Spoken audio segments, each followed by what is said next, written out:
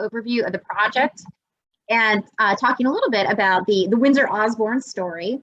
Then we're going to kind of toggle over to you all, get some of your input at sort of a higher level. Then we're going to do a commercial viability snapshot, which is sort of a neighborhood commercial 101. Then we're going to have breakout groups that talk about the opportunities, constraints, and more specifically, make sure that we really talk about the different trade-offs that are involved with potential development that can occur here. If we have any time after that, we'll do a quick wrap up. And again, the emphasis is really on these two parts right here, is getting your input on the community vision, and again, talking about those trade-offs. Just a couple of guidelines here. Just want to remind everyone, hopefully this isn't a problem, but everyone's opinion is valued. Please respect everybody and their voices, and please stay on topic. We have a very short amount of time to do a lot. And if there's other things you want to discuss after the meeting with us, we're happy to do so as well.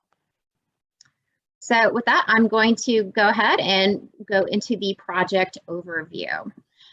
This project has been talked about for a few years now. It came out of the the city's comprehensive plan that was done a few years ago. What we heard is that people really want more of a neighborhood node where Windsor and Osborne intersect, right where Avelinos is. We want more of that. We want this area to look better. So our task is to really help refine that vision that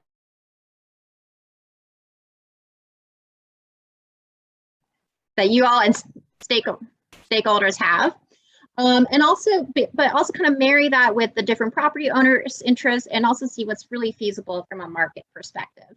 I do want to note that this is not a project that's just about the roundabout. The roundabout's a separate project that's moving forward. It's under construction. That's part of what we'll be considering, but this is not the roundabout project. This is also not the project that's talking about the improvements to Bloomwood Park. Again, it's related, but it's not what our focus is tonight. Our focus is really to try to craft that development vision for the parcels around the intersection of Windsor Parkway and Osborne Road.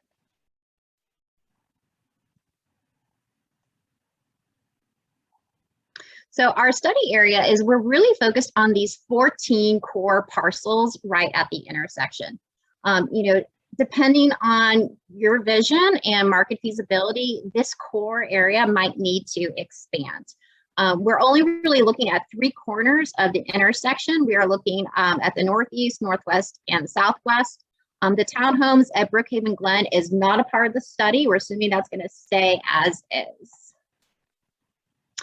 Our main goal for this project is to really find that win-win-win. How do we balance the neighborhood's vision versus the property owner's goals versus this very constrained site with its opportunities that are there.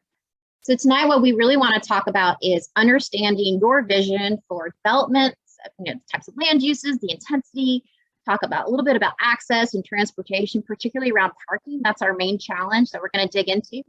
And also a little bit about, character. What does this area look and feel like? So this is a very quick project. We started this back in July, and right now, actually last month, we did a number of stakeholder interviews. We launched the project website. If you haven't been there, I would encourage you to go visit. Tonight is our first public meeting. We will have a second public meeting in October, and our goal is to have the plan generally wrapped up around December and then present to City Council in January. A little bit more about the engagement, because this is really the core of the project. Again, we have a project website. If you haven't been there, please take a visit. Take some time to visit. You can see the URL up on the screen. And we also have a bunch of social media messaging, and we're advertising in city publications. So hopefully that's how some of y'all have joined us tonight. Again, we had focused stakeholder discussions last month. Tonight really kicks off our public meeting process. We have the live meeting tonight, which is being recorded and will be posted online. And we'll also have sort of a parallel exercise that reflects what we do tonight, so that if you have friends or neighbors who weren't able to join us live, they can still give input in a very similar way. We'll use that same format in October as well. And that meeting series number 2 will start on October 19th. So we will be looking to go to Planning Commission in December, and again, going to City Council in January. We've actually already gotten a lot of really great feedback so far, particularly through the website. So if those of you out there have contributed, thank you so much. I want to share a little bit about what we've heard so far. There are a lot of mutual goals. A lot of folks are really interested in commemorating the unique history of Bloomwood Park. We've heard a lot about creating family-friendly gathering spaces, green space, public art, really wanting more of that neighborhood commercial like we heard a few years ago, and really to create a more cohesive image for this corner. There's a couple of concerns that have cropped up a few times. We know some folks are concerned about tree preservation. We have a lot of comments about the impacts of the traffic circle and safety and what that means for pedestrians. Again, we've heard some, concerns about, really want to make sure we maintain a neighborhood feel, and just really making sure that we're able to really honor the character of the neighborhood as we move forward. And we've heard some great ideas so far as well, everything from rooftop patios to quirky restaurants to coffee shops, micro commercial, supporting the African American heritage programs. And tonight we're gonna talk more about those ideas and hopefully get your input on those as well. So just want to go through a couple of slides to talk a little bit about where we are today with this core study area. I imagine a lot of you probably live around this area or drive through it very frequently, so these pictures should look familiar. Right now, it's a pretty underdeveloped crossroads. There's one building there that's occupied that has the Cleaners and Avelinos. There's another building there that's currently vacant, and the rest of the lots are currently vacant. When we look at these core parcels, there's really 14 core parcels that we are looking at, which you can see here on the map. What these colors represent are the different owners. So we have 4 major property owners, and you can kind of see how the different owners have amassed their properties to have kind of larger parcels to work with. One of the things that's been really encouraging is that, we've spoken to all 4 of these owners through this process, and everyone's really supportive of this vision for neighborhood commercial. We've taken a look at the zoning that's in play, and right now most of these parcels are zone C1, which is a commercial zone. Some of the challenges around that is that there is a required buffer between commercial uses and residential uses of 50 feet, which is a pretty large buffer for such a small parcel. We'll see that in a little bit. I also want to note that even though these parcels in red are zoned commercial, housing is actually allowed through the current zoning, up to 3 units that are attached.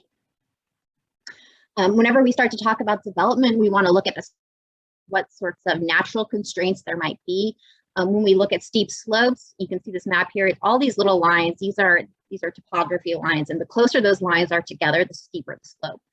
So when we look at this map, we're like, okay, that's actually pretty good. There's a little bit of steep slope here in the northeastern corner, but by and large, we don't have a whole lot of problems that we would be facing in terms of topography. We do want to share a few recent happenings around this area. Again, I mentioned the roundabout earlier. The roundabout project is moving forward. It is estimated to be completed by the end of the year. This is a rendering of it over here on the screen. The basis of this project was really to address a lot of the congestion that occurs at this intersection during high traffic times. So this roundabout has been designed to not only meet those current needs, but also into the future accommodate greater flows of traffic as well. We've had a few folks ask questions online, like, can we even develop something around this roundabout now? And the answer is yes, but it does constrain the developable space. And even though, this is a beautiful rendering and you can see that the sidewalks and the crosswalks, it may be, because it is a larger piece of infrastructure, it might be a less comfortable environment for some people walking. So we do acknowledge that. Another really great piece of news around the intersection is that the city recently did a new historic designation for Linwood Park. If you're not familiar, Linwood Park was DeKalb County's oldest all African American community. A lot of that heritage is really well preserved up at Linwood Park. Some really interesting, notable people, including Olympic runner Mel Pender. And the city approved a historic designation for the neighborhood in October of 2020. We think that this potential development at this corner can be an opportunity to really tell that story a little more clearly, and really look into some options for some public art and seeing how we can better share this unique history.